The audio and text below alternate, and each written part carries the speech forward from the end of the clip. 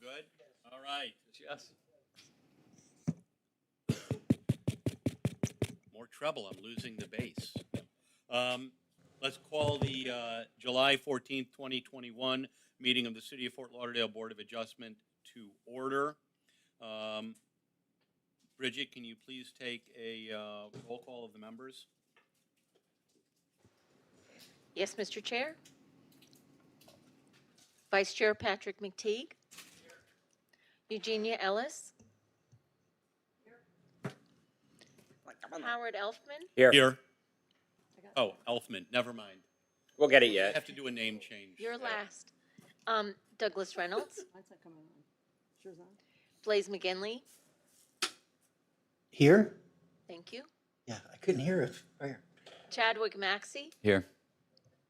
Mike Lamberts. Here. And Chair Howard Nelson. Here. And city staff, we're having a hard time hearing Bridget. Really? I just thought it was me going deaf because Kinda like a 3D. but apparently everybody else is getting it too. Okay.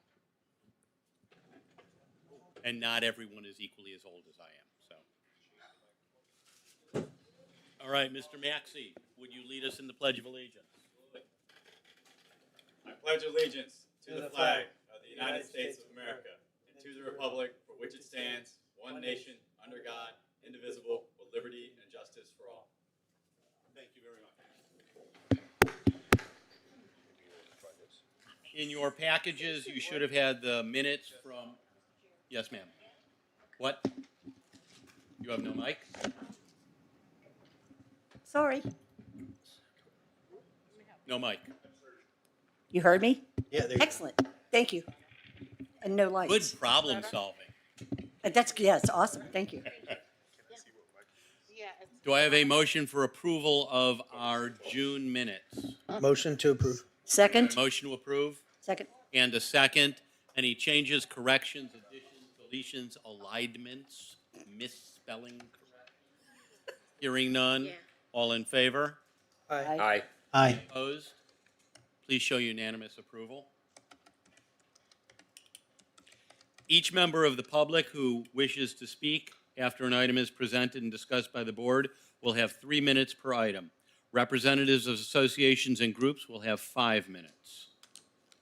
And Bridget, before we move on to introducing the agenda item, would you please swear in anyone who's going to be testifying? Can you hear me? Is that better? Yes. Okay. Please raise your right hand. Do you swear or affirm that the testimony you give this evening will be the truth, the whole truth, and nothing but the truth? Thank you. Okay. Thank you. If you would all please turn your cell phones or pagers to stun, that would be great to not interrupt the meeting. And let's, because I know the two of you guys have better places to be than hanging out with us, let's dive into the agenda. So our first item, Ms. Gray, is yours. Board of Agenda Item 2106-0001, Holman Automotive. Who represents Holman Automotive? Good evening, Dina Gray, Land Use Council for Holman Automotive, and I'm joined here tonight by Brian Lutz, who's the architect on the project. Dina, and address, and 200 East Broward Boulevard. thank you. Can everybody hear Ms. Gray? I think I am going deaf then. Let's go for disclosures. I'm going to start on my left, and then we'll just roll past. Mr. Maxey? Site visit. Patrick McTeague, site visit. Howard Nelson, none. Gina Ellis, site visit, spoke to council. Blaise McGinley, site visit, spoke to council. Howard Elfman, site visit and spoke to council. Mike Lambert's none. Right, thank you very much. Ms. Gray, the floor is yours. Thank you. If I could get some assistance with getting the PowerPoint up on the screen? Or do you see it on the dais? We Thank see you. it on See it now. Okay, all right, thank you. Do you also want it on the screen? No, I thought maybe that It's on you, the screen behind you. okay. Thank you.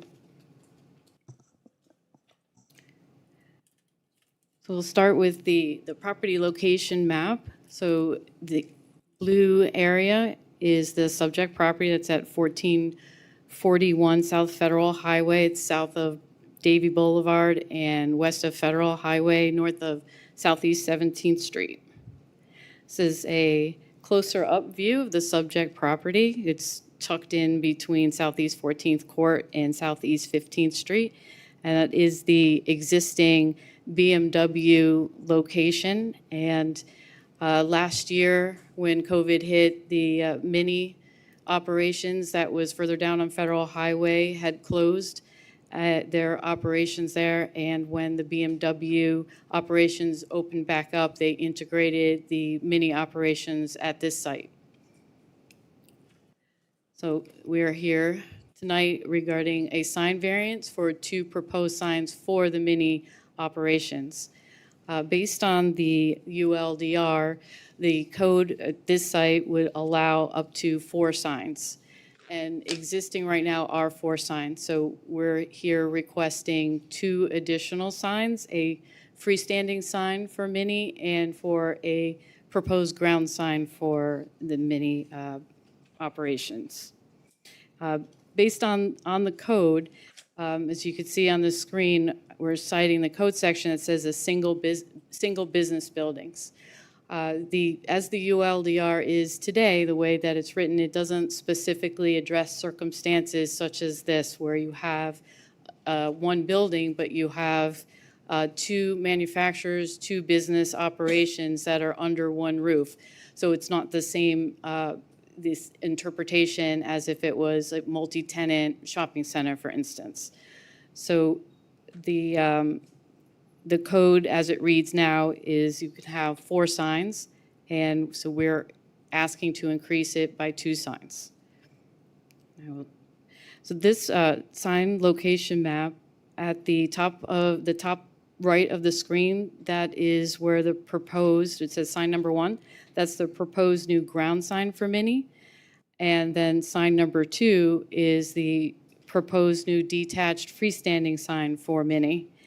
Sign number 5 below, and I'll show you more pictures on other slides. Slide number 5, which is the southeast corner of the property, that's the existing detached freestanding sign for BMW. So now the west, you have the east and the west elevation. So on the west elevation, there's no signage. So the west is where the parking garage is, where the inventory is. And so there isn't, it's not a highly trafficked area behind, so there isn't any signage behind on the west side. So the east elevation, if you could see in the lower right-hand corner, that's the proposed ground sign for mini. And there's also an existing sign that's shown on the east elevation for BMW. And then it says BMW of Fort Lauderdale, that's the sign number 6. So on the north and south elevations, so you can see that on the lower left-hand side, you have sign number 1, again, that is the proposed new ground sign for mini. And sign number 2, the detached freestanding sign. And then moving up is sign number 3, and that is what we're calling an expanded wall sign. So this sign we are not requesting a variance for. We don't need a variance because we're expanding an existing sign. So the mini will be, the mini logo will be below, and it's still 1 flat sign. And then across the way, you see sign number 2, also expanding the BMW sign, the mini logo below. And those are on the tower, and I'll show you a photograph on another slide, give you a better visual. So here are the sign types of the ones that we're proposing. So starting from the left-hand side of the screen, you have the freestanding mini sign, and then which we're asking for the variance. And then the next sign in is the expanded wall signs on the tower, which we're not requesting the variance, since we don't need it, but I'm showing you everything. And then the next 3 details are all for the mini ground sign. It's just showing you different sections. So one thing I wanted to point out is, although we're asking for 2 additional signs, 2 signs that exceed the code, in calculating the square footage of the signs, we're still below the square footage that we could have for signs. So the total sign area for the sign additions and expansion of the wall sign is 210 square feet, which in calculating it, it would be 390 square feet below the allowable max. So for instance, if you look in the center column there for proposed and existing signs, the existing BMW sign, for instance, is 26 square feet. The proposed mini sign is 26 square feet. The total sign area is 52 square feet. The allowable sign square footage for the freestanding sign is 150 square feet. So we're only using 52 of the 150. So although we're asking for 2 more signs, in terms of the square footage, we're still well below the total square footage. We're not maximizing the square footage on the site. So in this photograph that I took, and I should have known to do it in the morning and not in the afternoon when it rains every day. It shows the BMW logo on the tower, and below on the street, which is the southeast corner, is the existing BMW sign. I'll show you a more up close. This is an up close picture of the existing freestanding sign, and I will show you the next slide here. So now this is the northeast corner facing south. So as you can see, there isn't any signage there at all. So this is where the proposed mini signage is to be located.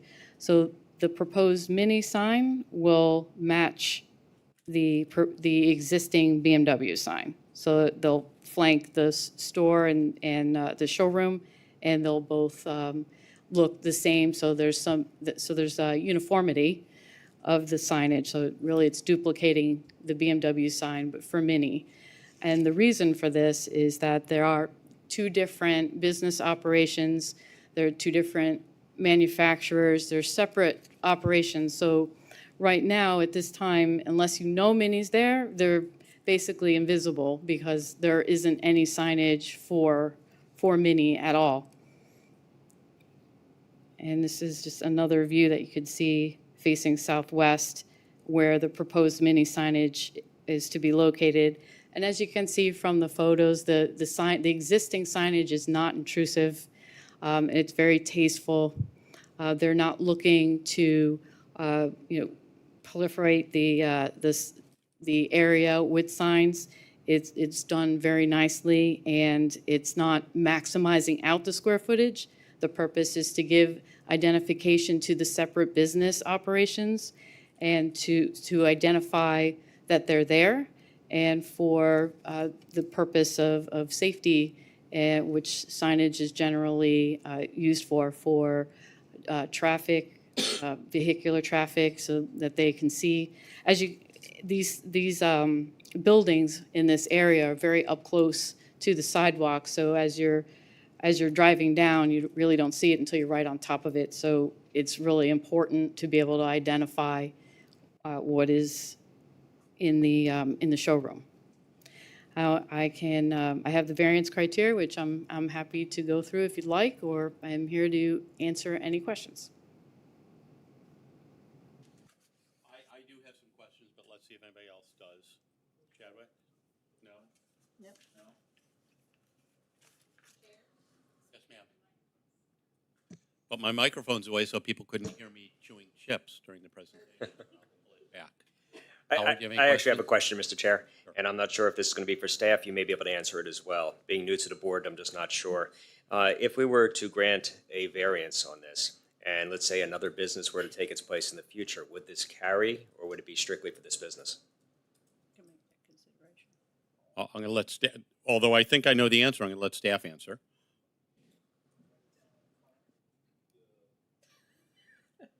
Oh, now whose Yep. microphone's now working?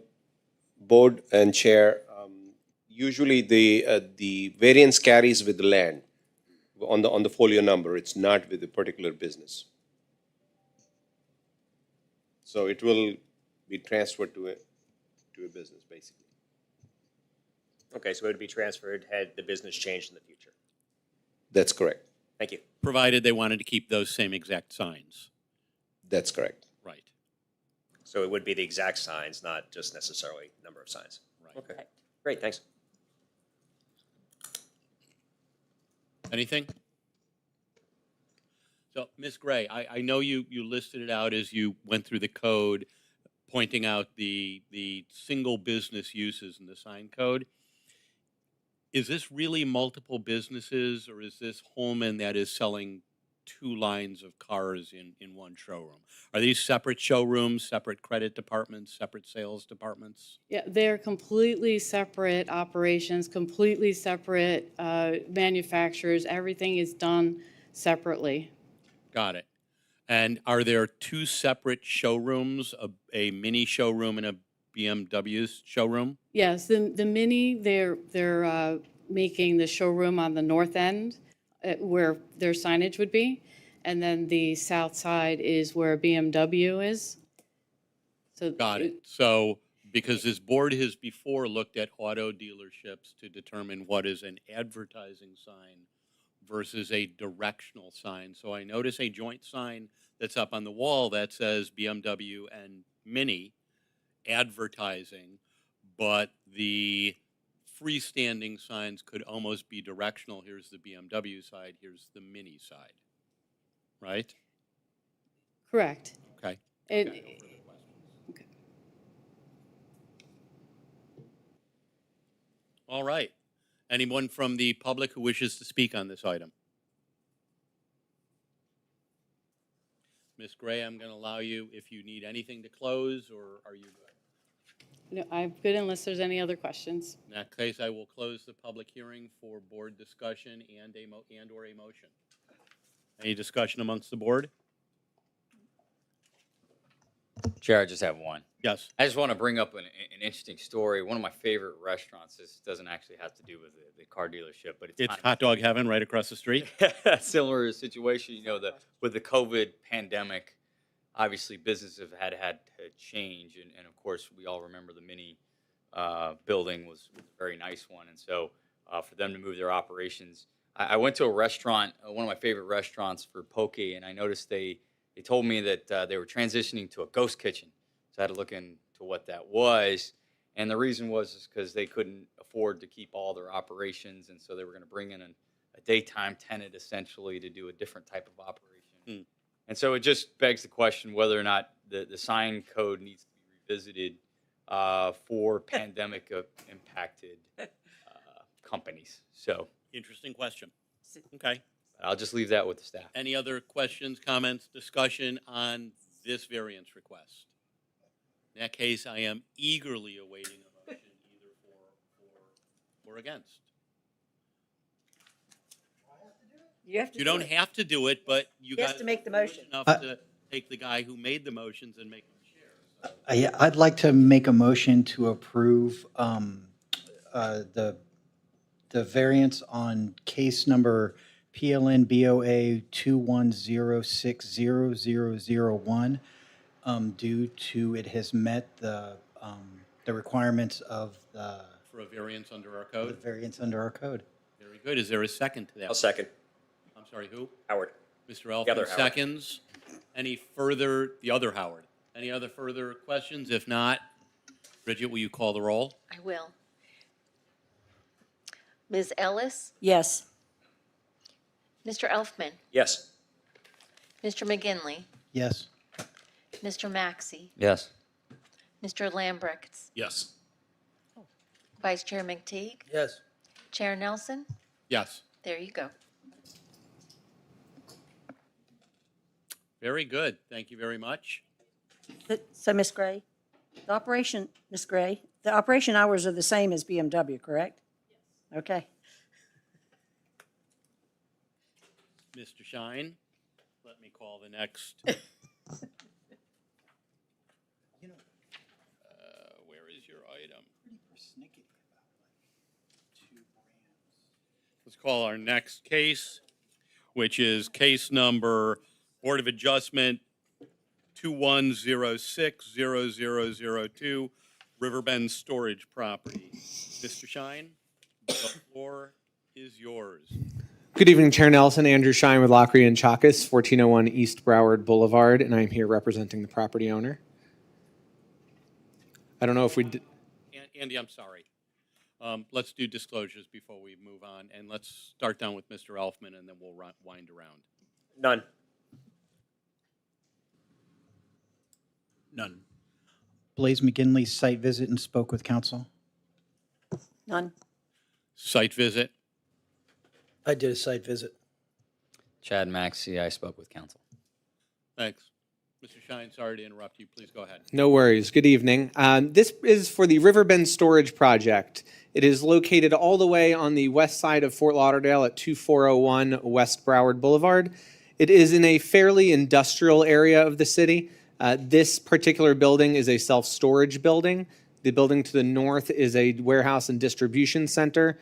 And then further to the west of that is an industrial area, but it is outside of the city of Fort Lauderdale. Tonight we are requesting a variance for the mechanical equipment screening code provisions. You've seen a couple of these before, and it's a very similar story to the others. This code provision is found in two locations of the code. One of them is in the accessory structures section of the code, which is cited first here, and the second is in neighborhood compatibility. They're very similar language, sort of mirror each other, and essentially it says that you have to screen mechanical equipment 6 inches above the highest point of the equipment. To talk about the reason for this variance, it's important to go through the timeline of the approvals. This was submitted for the Development Review Committee in September 2016, and the only plan that it included that even mentioned a roof was this plan, which did not show any mechanical equipment on it. So this was the initial DRC submission. We didn't even show a roof plan at the initial DRC submission. So we got a comment back after DRC, and the copy of the comment is here. It says, depict and label all mechanical equipment, shield it from view, and then it says equipment should be centralized to the extent possible so that it's not visible. So we got that comment. We eventually resubmitted for DRC in the resubmission process and submitted with a plan, an actual roof plan that showed where the mechanical equipment was. It's a little blurry here. It is in the package, though, that was submitted with this. But you can see air condensers and those big rooftop units shown on the approved plan. And you can see the perforation on the right, which evidences the approval of this. This was submitted as a site plan level 3, meaning it had to go to Planning and Zoning Board as well after the Development Review Committee. And I've put some excerpts from the staff report here. One of them, the first one, says all comments have been addressed under the prior review. The second is the Planning and Zoning Board review options, which says that if the Planning and Zoning Board determines that the project meets all of the requirements of the ULDR, that they shall approve it or approve it with conditions. And the bottom is an excerpt from the ULDR, which states essentially the same thing, that if the Planning and Zoning Board finds that the project meets all requirements of the ULDR, they can approve the project. So the project was approved on March 15th, 2017, with both DRC and the Planning and Zoning Board stating essentially that the project met all requirements of the ULDR. We get further to the timeline. This particular building went for their building permit, then got it issued in October 2019. Construction lasted about a year on this building until December 2020. And then they got a zoning inspection on December 29th, 2020. And below are the comments from the zoning inspection. One of them says, after comparing the DRC approved plan to the screening on the rooftop, they don't match.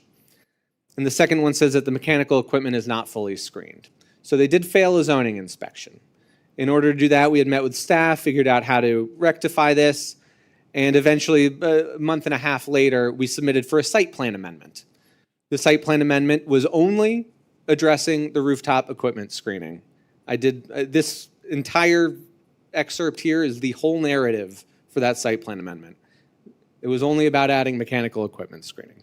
And that was approved on March 25th of 2021.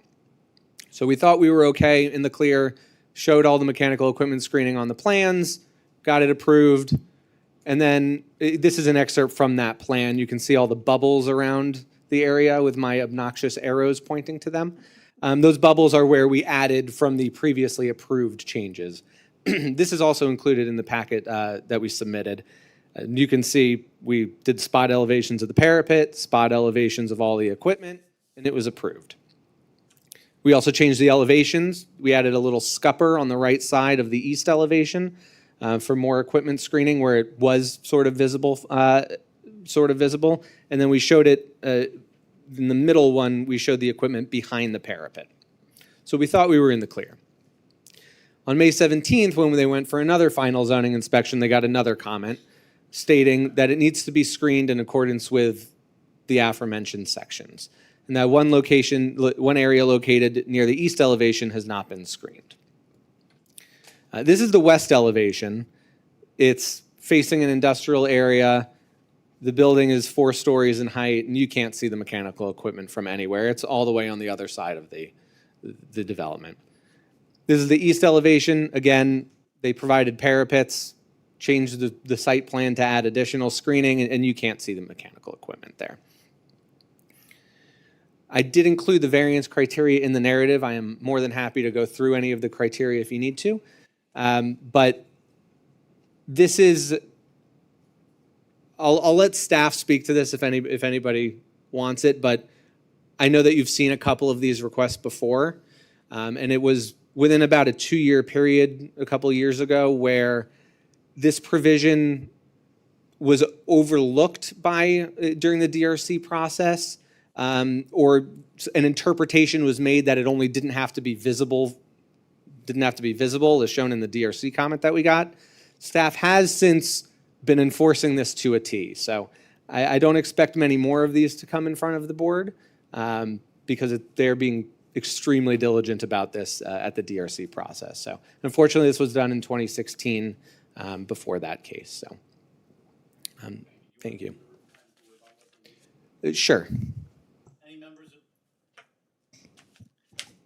Any members of the public that would wish to speak on this matter? Seeing none, let's close the public hearing. Mr. Shine, do you need any closing or rebuttal to answer all the questions that were raised? No, thank you. Okay. Any questions from the board? Sir. I saw in the comment from the last comment you got from the city, and it said, did it say see photo? It did. I don't have a copy of those photos. They don't publish them on Lauderdale, so I have not. Do you know what that was a photo of? It said located near the east elevation, and this is the east elevation. So, because if they had a photo that showed the unit, I did as much of a 4-corner as I could, and you can't see it. And I'm not the tallest person in the world, so maybe someone taller than me, much taller than me, could have seen something, but I couldn't see anything. And I feel like he demonstrated it well in the photographs attached. So Mohammed, for someone to make a statement like that, how far away does he have to be to determine that he can see it? Is there a distance? But unfortunately, before we said if it is a property line, if you can't see it, it's okay. But since then, they have changed the law saying the screening has to be 6 inches higher than the equipment. It doesn't matter where you stand. Right. So that's why this is all coming, even though It's irrelevant as to whether you can see it or not. It's got to be Right. 6 inches higher. So Okay. that's where, all these things. And I'm, as a lawyer, a strong adherent of the written letter of the law, but also a strong non-adherent of ridiculous extremes for interpretation. I couldn't see it, and I tried my best to see it. I didn't have my glasses. So, Mr. Shine. I would like to add one more thing. In other projects, when we've gotten these comments from the projects that were approved 3 or 4 years ago, we've always looked at whether these could possibly be screened. The Laureate project at 790 East Broward is a good example. We did get the same comment. We looked at whether it could be screened, and it actually could support the screening. So they did install additional screening. For this one, we did look at other options, and without either voiding the warranties of the equipment on top there, which are very expensive, or sacrificing possible waterproofing issues on digging into the roof membrane, there was no way to add additional screening here. So we did look at options like we did in others, but it just wasn't possible. Any other questions from the board? If not, I will eagerly await a motion. Mr. Elfman, you got a motion sitting in your mind? We're gonna start calling on people now. Mr. Chair, I do not. Mr. Maxey? I make a motion to approve the variance as stated by Mr. Shine, Because it meets the requirements. because it meets the requirements of the variance under our code. I need that written down on a list. Second. I know, I've got it tattooed someplace. Hence why I did Second. not make the motion. There's a motion and a second, I had the second. and While a you two second, were chatting. and a third. Can you call, Bridget, can you call the roll? I am ready. Thank you. Mr. Elfman, Yes. Mr. McGinley, Yes. Mr. Maxey, Yes. Mr. Lambrechts, Yes. Vice Chair McTeague, Yes. Ms. Ellis, Yes? Chair Nelson. Yes. Thank you. Thank you very much. Thank you all. All righty, now the fun part of the agenda. Any communications to the city? Any idea, Mr. Malik, where we're at on the fence code? I see you pointing to Mr. Spence.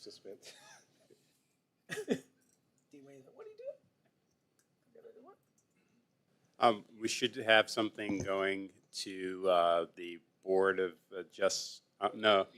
P and Z in August. Yeah, we had asked if we could actually take a look at it before it went. Because we would like to be able to be there as the Board of As the Adjustment to catalyst. support it. Yeah. If we can. I will relate it back to the staff. Thank you. Okay. Great. Anything for the good and welfare? If not, is there a motion to adjourn? So moved. So moved. We are adjourned. Thank you. Look at the go, boys and girls.